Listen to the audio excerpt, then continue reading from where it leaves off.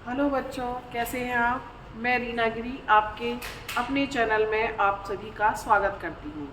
आज मैं आपको अव्यय और मैंने जो अपनी पिछली वीडियो में जो संज्ञा, सर्वनाम, विशेषण आदि बताए थे उनके बारे में, उनकी अशुद्धियाँ यानी उनसे संबंधित जो एरर है उसको पहचानने के बारे में आपको बताऊंगी। तो चलिए आज का वीडियो शुरू करते हैं और अव्यय के बारे में आपको बताते हैं। तो अव्यय अव्यय क्या है? जिन शब्दों में लिंग यानी चाहे वो स्त्रीलिंग हो या पुल्लिंग हो, वचन चाहे एक वचन हो या बहुवचन हो, पुरुष या प्रथम पुरुष हो या अन्य पुरुष हो, किसी का भी कोई प्रभाव नहीं पड़ता है। वे शब्द यानी जो शब्द किसी भी समय अपरिवर्तित रहते हैं वो अव्यय कहलाते हैं। जैसे अब, जब, तक, किंतु, परंतु, आज, कल। आप ही सोचिए जरा कि इन शब्दों से क्या फर्क पड़ेगा कि अगर एक वचन है तो किंतु अलग होगा और बहुवचन है तो अलग होगा? बिल्कुल नहीं होगा ना। यानी जो शब्द हमेशा अपरिवर्तित रहे वो अव्यय कहलाते हैं। आगे बढ़ते हैं। तो ये अव्यय जो है वो कितने प्रकार के होते हैं? 4 प्रकार के। अव्यय कितने प्रकार के होते हैं? 4 प्रकार के। और जो पहला अव्यय है वो है क्रिया विशेषण अव्यय। क्रिया विशेषण अव्यय क्या होते हैं? तो देखते हैं। वे शब्द जो क्रिया की, जैसा कि नाम है क्रिया विशेषण अव्यय, यानी वो क्रिया विशेषण है तो किसकी विशेषता बताएंगे? क्रिया की। यानी वे शब्द जो क्रिया की विशेषता बताते हैं क्रिया विशेषण अव्यय कहलाते हैं। और अर्थ के आधार पर क्रिया विशेषण अव्यय जो है वो 4 प्रकार के होते हैं। अर्थ के आधार पर क्रिया विशेषण अव्यय कितने प्रकार के होते हैं? 4 प्रकार के। आगे बढ़ते हैं। तो सबसे पहले देखते हैं स्थानवाचक।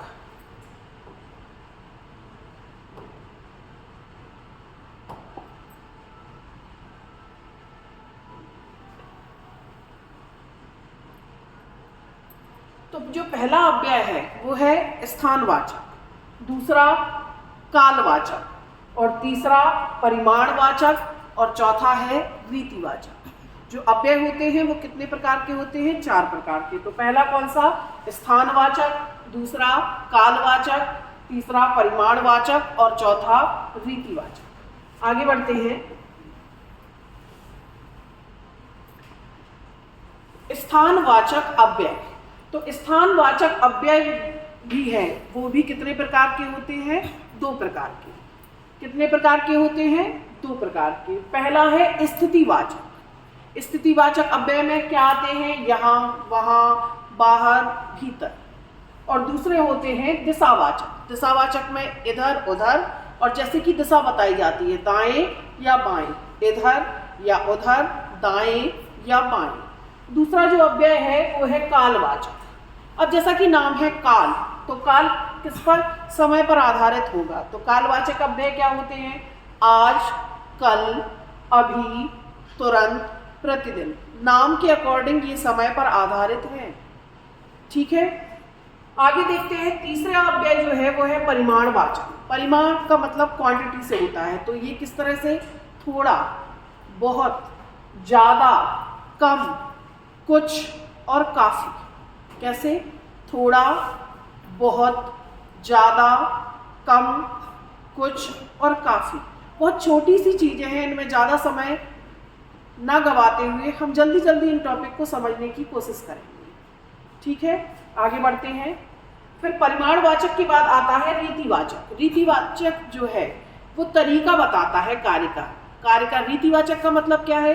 कार्य का तरीका बताएगा। तो कार्य का तरीका किस प्रकार के शब्दों से हम बताते हैं? जैसे धीरे धीरे, स्लोली स्लोली, ऐसे, अचानक, या फिर अति आवश्यक। क्योंकि रीतिवाचक है तो तरीका बताएगा। और तरीका किन शब्दों से बताएंगे?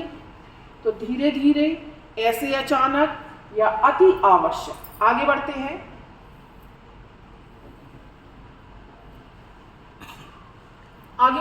जैसे संबंध बोधक अव्यय। अब संबंध बोधक अव्यय क्या है? यानी जो अव्यय किसी संज्ञा के बाद आकर उस संज्ञा का संबंध वाक्य के दूसरे शब्दों से बताता है। किसके बाद आकर? संज्ञा के बाद आकर। संज्ञा के बाद आकर उस संज्ञा का संबंध वाक्य के दूसरे शब्दों से बताता है, संबंध बोधक अव्यय कहलाता है। जैसे मैं विद्यालय तक गया, मैं विद्यालय तक गया। अब आप इसमें देखिए कि इसमें संज्ञा क्या है। संज्ञा क्या है? तो आप देखेंगे कि संज्ञा जो है वो विद्यालय, यानी कि विद्यालय क्या है? नाउन है और संज्ञा है, और विद्यालय का जो संबंध है वो वाक्य के दूसरे शब्दों से करा रहा है। तो इसमें जो है वो संबंध बोधक अव्यय जो होगा वो क्या होगा? तक। यानी कि संबंध बोधक अव्यय क्या होगा? तक।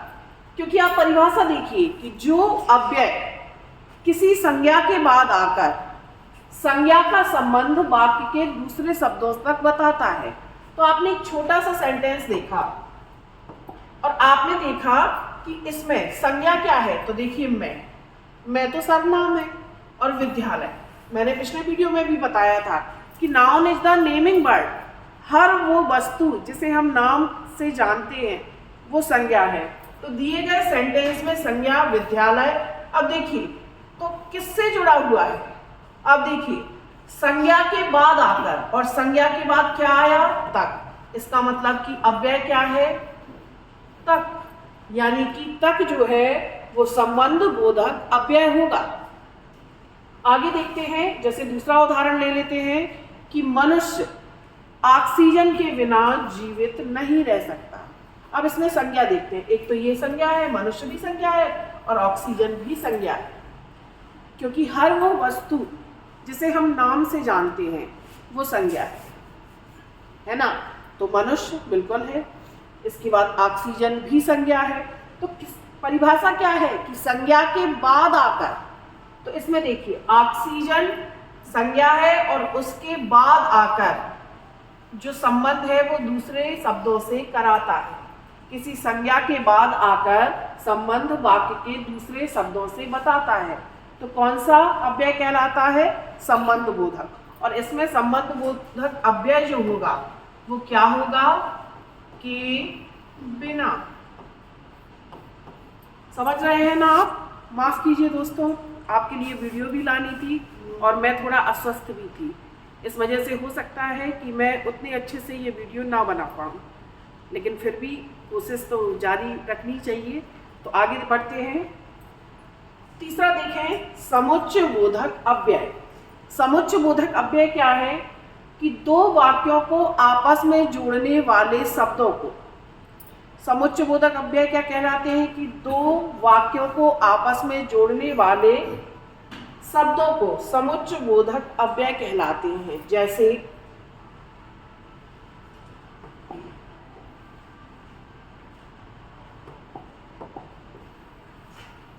जैसे सोनू आया और रोने लगा।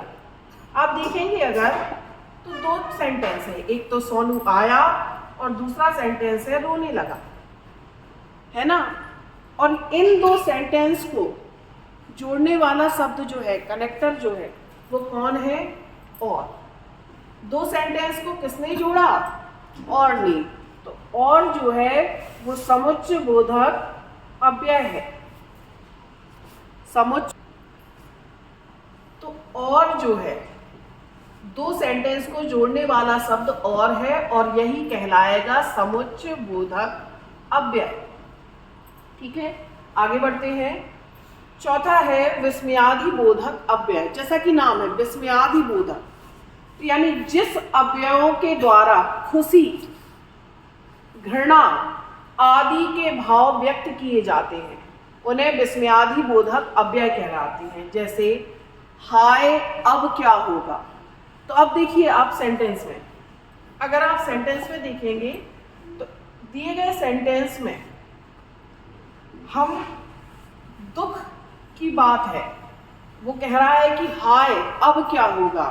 तो आप देखिए कि ये दुख के जो भाव है वो किस शब्द से बता रहे हैं?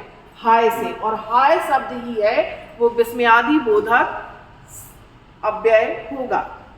जैसे कभी कभी हम बहुत दुख में भी इस तरह से कि हे राम अब क्या होगा, उफ, है ना।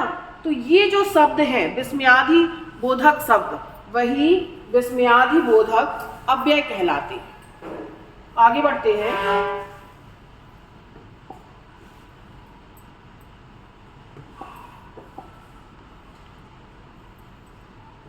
अब आते हैं हम वाक्य शुद्धि पर। तो आपने दोस्तों संज्ञा पढ़ा है, सर्वनाम पढ़ा है, क्रिया विशेषण पढ़ा है और बहुत सारी चीज़ें आपने पढ़ी हुई है, अव्यय भी पढ़ लिए हैं आज।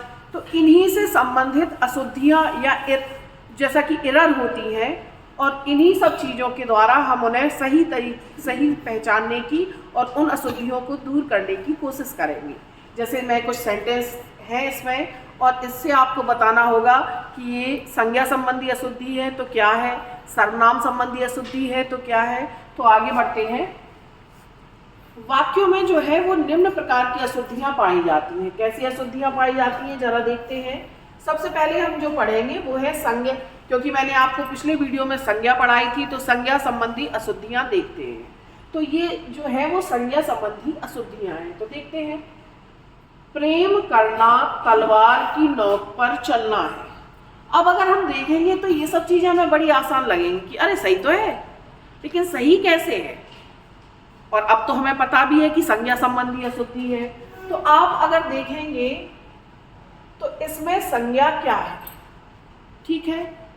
तो अब आप देखेंगे कि तलवार की नोक ना होके क्या होती है, क्या होती है, धार। यानी सही सेंटेंस जो होगा वो ये होगा कि प्रेम करना तलवार की धार पर चलना है। तलवार की नोक नहीं होती, सुई की नोक होती है। तो यहाँ जो अशुद्धि है वो नोक है और उस जगह आएगा धार। क्लियर है। आगे बढ़ते हैं। दूसरा सेंटेंस है कि नगर की सारी जनसंख्या भूखी है। तो क्या है, नगर की सारी जनसंख्या भूखी है। अब क्योंकि संज्ञा संबंधी अशुद्धियां हैं तो आप देखिए जरा, जनसंख्या है ना, और जनसंख्या क्या नगर की जनसंख्या होती है? नहीं। तो नगर की क्या होती है? जनता। जनसंख्या की जगह जो आएगा वो क्या आएगा कि नगर की जनता भूखी है। चलिए तीसरे सेंटेंस पे चलते हैं। जिसकी लाठी उसकी भैंस वाली कथा, ये मिस्टेक हो गई है, चरितार्थ।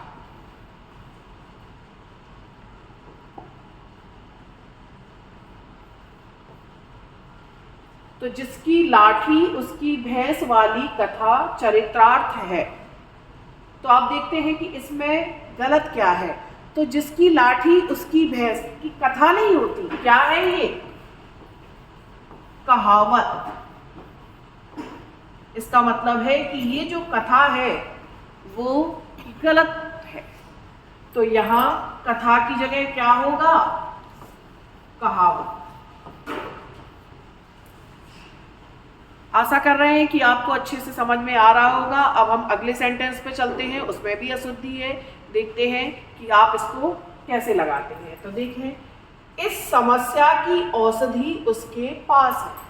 अब देखिए जरा, आप अगर सोचेंगे तो आपको पता चलेगा कि समस्या के लिए औषधि नहीं होती, बीमारी के लिए औषधि होती है। समस्या के लिए क्या होता है? समाधान होता है। Very good. समस्या के लिए क्या होता है? समाधान। यानी औषधि गलत है और औषधि की जगह जो सही शब्द आएगा वो क्या होगा? समाधान। आगे बढ़ते हैं। नेक्स्ट सेंटेंस को देखते हैं कि वह मेरे शब्दों पर ध्यान नहीं देता है। वह मेरे शब्दों पर ध्यान नहीं देता है। अब शब्दों पर कौन ध्यान देता है ना? तो शब्दों की जगह क्या आएगा कि वह मेरी बातों पर, शब्द नहीं आएगा। ये शब्द जो है वो इसमें एरर है। यानी शब्दों की जगह क्या होना चाहिए? बातों। कि वह मेरी बातों पर ध्यान नहीं देता है। आशा करती हूँ कोई आपको ये संज्ञा संबंधी अशुद्धियां समझ में आई होंगी। आगे बढ़ते हैं हम इसी के साथ।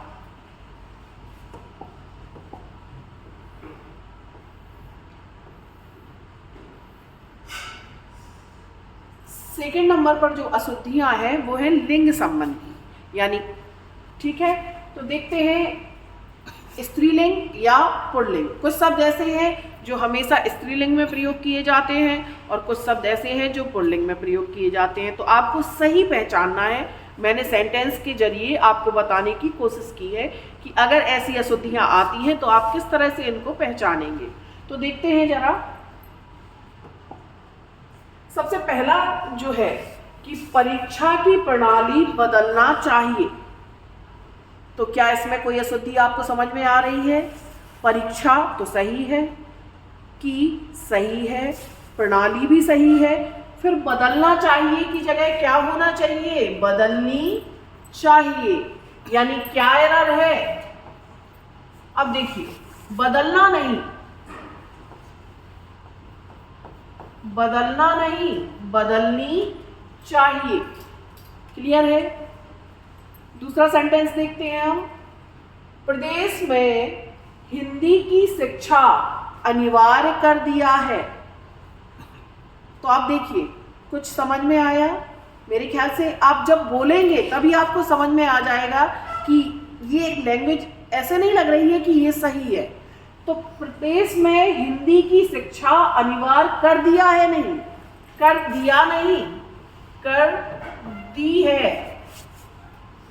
प्रदेश में हिंदी की शिक्षा अनिवार्य कर दी है। अब ये सही हो गया। आगे सेंटेंस में, आगे तीसरे नंबर सेंटेंस देखते हैं। दंगे में बालक, युवा, नर तथा नारी सब पकड़े गए। तो आप देखिए जरा, दंगे में बालक, युवा, नर तथा तो देखिए इस सेंटेंस में सब नहीं, क्या होगा? सभी। क्या? सब नहीं, सभी पकड़े गए। क्लियर है? मेरे ख्याल से आपको ये सेंटेंस समझ में आ रहे होंगे। आगे बढ़ते हैं।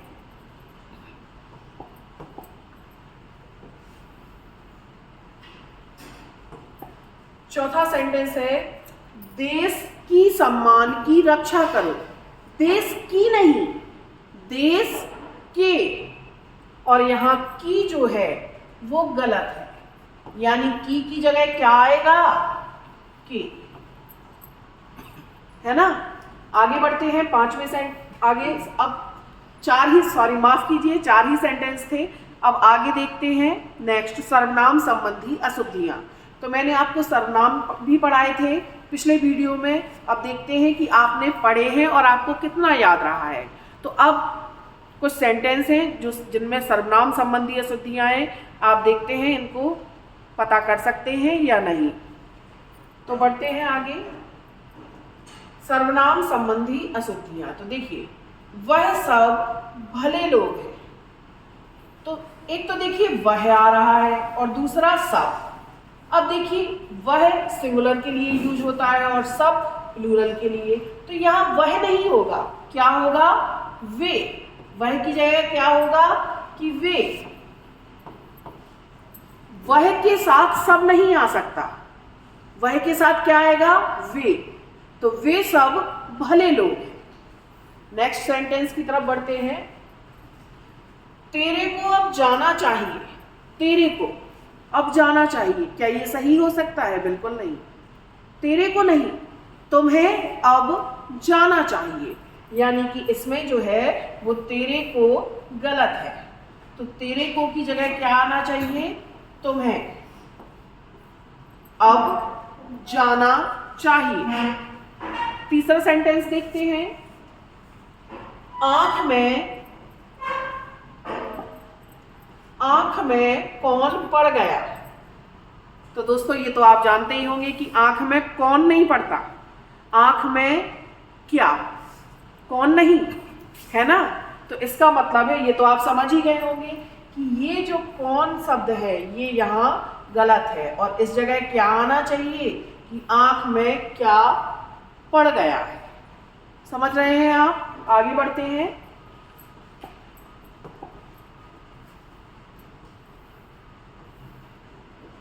तो नेक्स्ट है विशेषण संबंधी अशुद्धियां। तो पिछले वीडियो में मैंने आपको बताया था और अभी भी आपको एक छोटी सी बात बताऊंगी कि विशेषण वो शब्द है जो विशेषता बताएगा। अब आपको तो पता ही है कि यहाँ इन सेंटेंस में विशेषण संबंधी अशुद्धियां हैं। माफ कीजिए।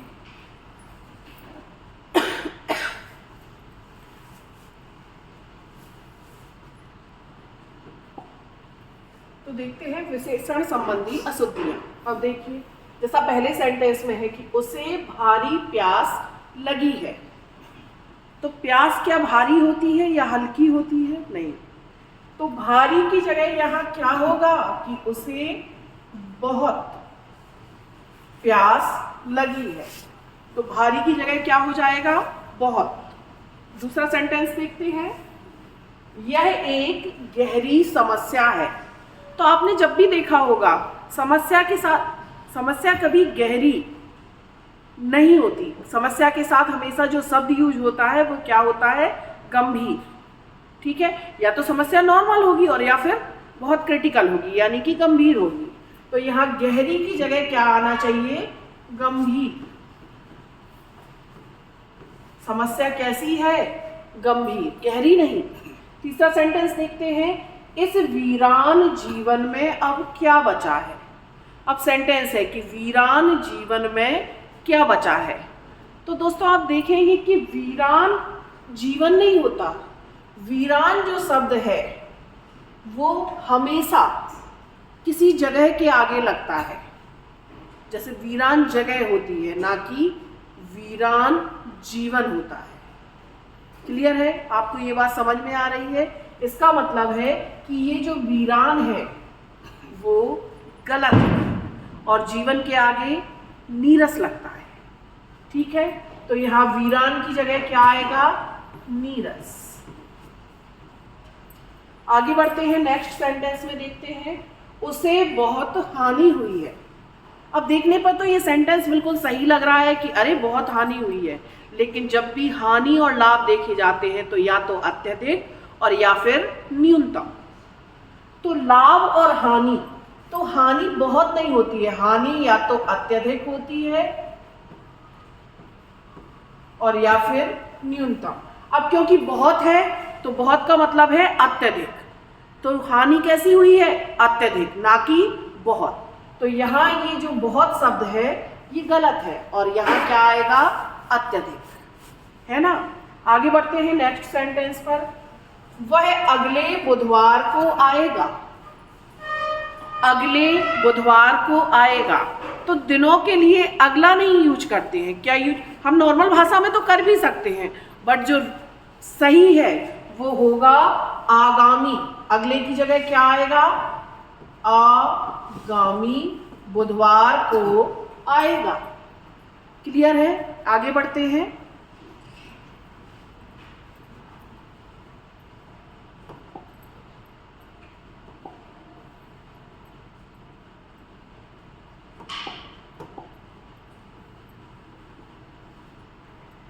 नेक्स्ट सेंटेंस देखते हैं। देश के लोगों में संस्कारों का अभाव चिंतनीय है। तो सेंटेंस में है कि देश के लोगों में संस्कारों का अभाव चिंतनीय है। तो यहाँ चिंतनीय नहीं होगा, क्या होगा? चिंताजनक है। चिंतनीय ना होके सही शब्द क्या होगा? चिंताजनक है। आगे बढ़ते हैं। अब अशुद्धियां जो है वो क्रिया संबंधी अशुद्धियां हैं। तो वर्ब यानी क्रिया में होंगी अशुद्धियां। तो देखते हैं जरा। पहला, वे 10-12 पशु उठा ले गए। पहले तो क्रिया क्या दिख रही है? ये उठा ले गए। अब आप देखिए, पशु कोई गोद में थोड़ी ले जाता है। पशु उठा ले गए का क्या मतलब है? पशुओं को कोई उठा के थोड़ी ले जाएगा। तो फिर सही क्या होगा कि वे 10-12 पशु हाँक ले गए, हाँक ले गए। क्लियर है? आगे बढ़ते हैं।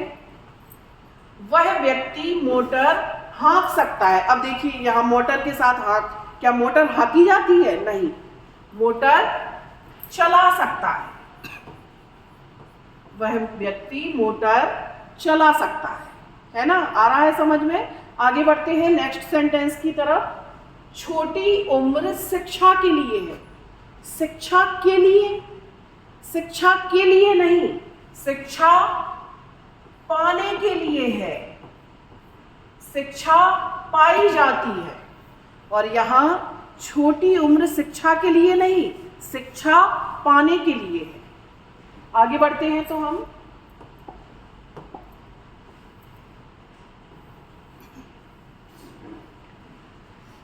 कारक संबंधी अशुद्धियां। अब देखिए, अभी मैं आपको एक एक टॉपिक वाइज अशुद्धियां बताऊंगी, फिर वो सारी अशुद्धियां मिक्स करके उनके एमसीक्यूज लूंगी, तभी आप पता चलेगा कि आपको कितना ज्ञान है, आप पढ़ भी रहे हैं कि नहीं पढ़ रहे हैं। अगर आप समझ रहे हैं तो आगे ये चीज़ें आपको बहुत ज़्यादा हेल्प करेंगी अपकमिंग्स एग्जाम्स में।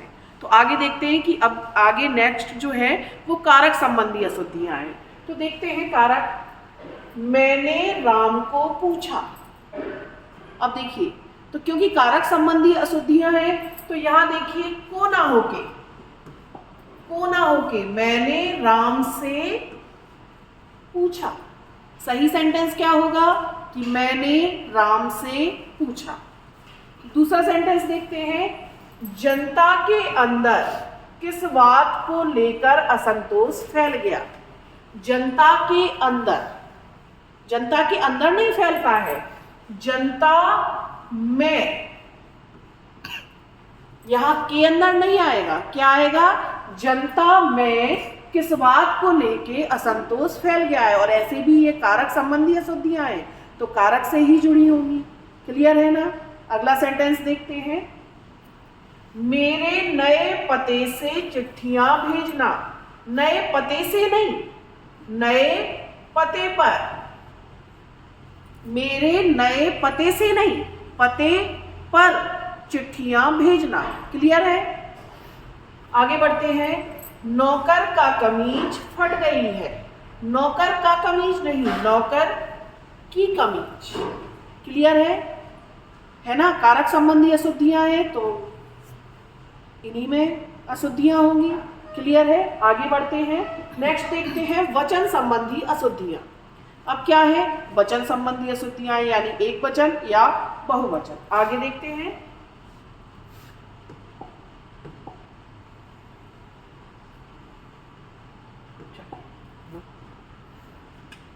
मेरे आंसू से रुमाल भीग गया। आंसू से, अब देखिए क्योंकि यहाँ लिखा हुआ है कि वचन संबंधी अशुद्धियां हैं तो आपके लिए आसान है, आगे नहीं रहेगा। फिर देखते हैं मेरे आंसू से। आंसू इतना बड़ा थोड़ी था कि सीधा रुमाल भीग गया, तो आंसू से नहीं, किससे? आंसुओं से। किससे? आंसुओं से रुमाल भीग गया। क्लियर है?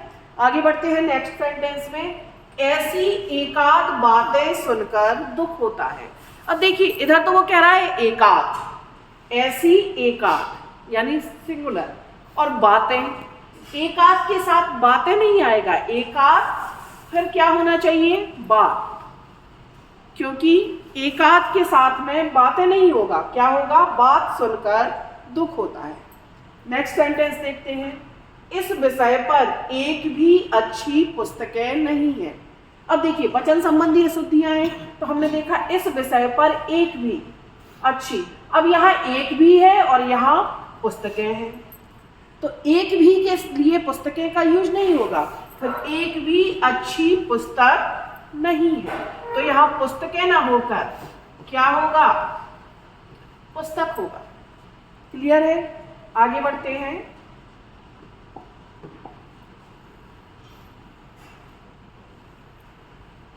नेक्स्ट है अव्यय संबंधी अशुद्धियां। ये तो आपने अभी पढ़ा है, तो देखते हैं जरा।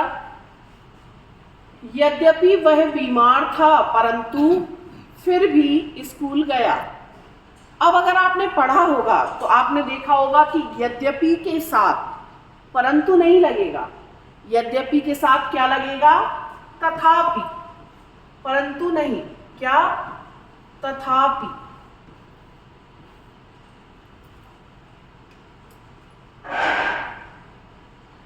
फिर भी स्कूल गया, यद्यपि के साथ क्या लगेगा?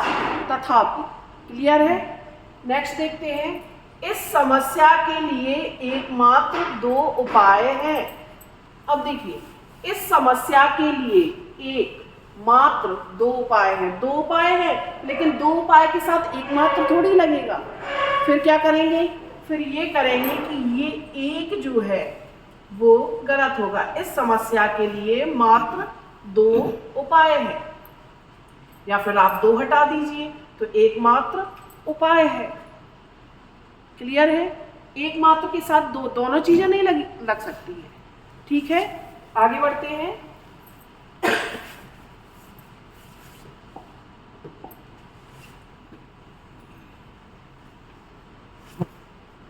अब नेक्स्ट देखते हैं पदक्रम संबंधी अशुद्धियां। तो देखिए, पदक्रम संबंधी अशुद्धियां हैं तो देखिए जरा।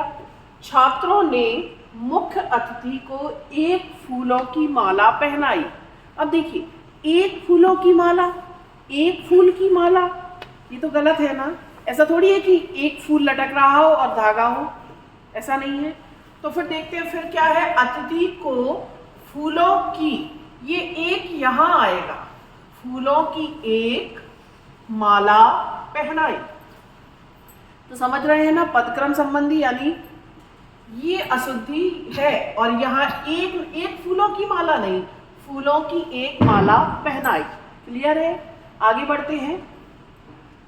कई बैंक के कर्मचारियों ने प्रदर्शन किया। कई बैंक के कर्मचारियों ने प्रदर्शन किया। अब देखिए क्या गलत है। तो बैंक के कई शुरुआत में ना आके कई कहाँ आएगा? यहाँ। कई कर्मचारियों ने प्रदर्शन किया।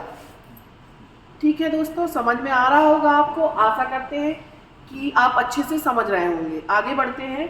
नेक्स्ट, अधिक शब्द संबंधी अशुद्धियां।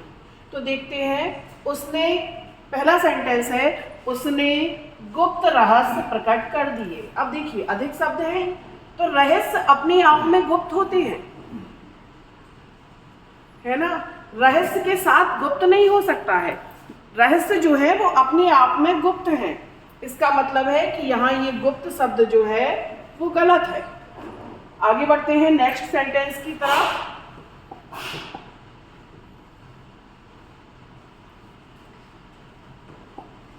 मनुष्य ईश्वर की सबसे उत्कृष्टतम कृति है। अब देखिए, उत्कृष्टतम अपने आप में सुपरलेटिव डिग्री है। उत्कृष्टतम का मतलब होता है दी बेस्ट, है ना। तो फिर सबसे लगाने का क्या मतलब है? इसका मतलब है कि यहाँ जो ये सबसे शब्द लगा है, ये सेंटेंस अपने आप में पूरा है कि मनुष्य ईश्वर की उत्कृष्टतम कृति है, सबसे नहीं। उत्कृष्टतम का मतलब ही सुपरलेटिव डिग्री में हो जाएगा, यानी दी बेस्ट। ठीक है, तो आगे बढ़ते हैं।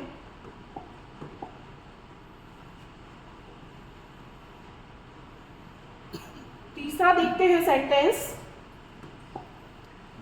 कि वह नित्य गीता को पढ़ती है। अब देखिए, वह नित्य गीता को नहीं, वह नित्य गीता पढ़ती है ना। नेक्स्ट सेंटेंस पे जाते हैं। माली जल से पौधों को सींच रहा है। अब देखिए, जैसे माली जल से, अधिक शब्द संबंधी अशुद्धि है, तो यहाँ जल जो है वो एक्स्ट्रा ही है। क्यों? क्योंकि माली पौधों को सींच रहा है, ये अपने आप में कंप्लीट सेंटेंस है। पौधों को और किस चीज से सींचेगा? पेट्रोल से तो सींचेगा नहीं, या मिट्टी के तेल से तो सींचेगा नहीं। पौधों को सींचने का मतलब ही है कि जल से। इसका मतलब है अगर यहां से जल हटाएंगे तब भी अपने आप में एक कंप्लीट सेंटेंस बनेगा। क्लियर है ना? समझ रहे हैं आप? आगे बढ़ते हैं। अब आगे आते हैं शब्द ज्ञान संबंधी अशुद्धियों पर। तो देखते हैं जरा, कैसे? तो सबसे पहले लाठी बड़ी उपयोगी अस्त्र है। अब जरा आप थोड़ा समझ लीजिए, लाठी बड़ी उपयोगी अस्त्र है। दो चीजें होती हैं, अस्त्र और शस्त्र, है ना। अब इनमें क्या डिफरेंस है तो समझिए जरा। अस्त्र जो है वो दूर से चलाए जाते हैं और जो हाथ में रख के चलाए जाते हैं वो शस्त्र होते हैं। और लाठी आप हाथ में लेके ही, जब उसका इस तरह से यूज करेंगे तो उसको हाथ में लेके ही चलाएंगे। इसका मतलब है कि लाठी जो है वो अस्त्र नहीं है, लाठी हाथ में लेके चलाई जाती है। इसका मतलब है कि यहाँ अस्त्र गलत है, यहाँ क्या होगा? शस्त्र, है ना। आगे बढ़ते हैं। बाण बड़ा उपयोगी शस्त्र है। अब देखिए, जब धनुष पर हम बाण चढ़ाते थे या हमारे पूर्वज, तो वो दूर से फेंक के, उसको हाथ में रख के नहीं, ऐसे ले जाके उसको थोड़ा सा पिन नहीं करते थे, है ना। तो इसका मतलब है कि यहाँ शस्त्र नहीं है, बाण जो है वो क्या है? अस्त्र है। सिंपल सी बात है। जो हाथ में लेके चलाए जाते हैं वो शस्त्र, और जो दूर से हिट किए जाते हैं, जिन पर निशाना साध के फेंका जाता है, वो कहलाते हैं अस्त्र। क्लियर है? जैसे आपने सुना होगा, बंदूक को हिंदी में कहते हैं आग्नेयास्त्र, आग्नेयास्त्र। तो बंदूक दूर से कि ले जाके ऐसे हाथ से थोड़ी मारते हैं, दूर से ही हिट करते हैं ना। क्लियर है? तो क्या है कि जो हाथ में रख के चलाए जाते हैं वो शस्त्र है, जैसे तलवार, और जो दूर से निशाना साध के छोड़े जाते हैं वो अस्त्र हैं। ठीक है, जैसे बाण या बंदूक, और बंदूक को तो कहते भी हैं आग्नेयास्त्र। तीसरा सेंटेंस देखते हैं। चिड़िया गा रही थी। चिड़िया गाती नहीं है, चिड़िया चहक रही थी या चहचहा रही थी। क्लियर है? आगे देखते हैं। उसकी सौभाग्यवती, यहाँ थोड़ा सा एक शब्द रह गया है, यहाँ कन्या था।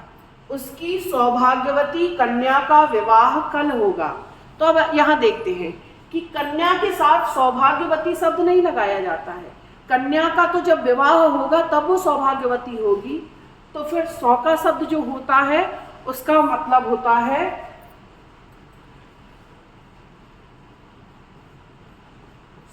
सौभाग्य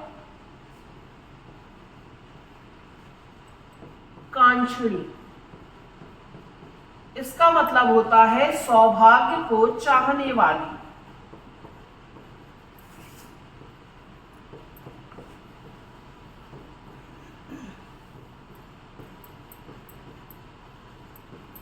अब देखिए जरा, उसकी सौभाग्यवती कन्या का विवाह कल होगा।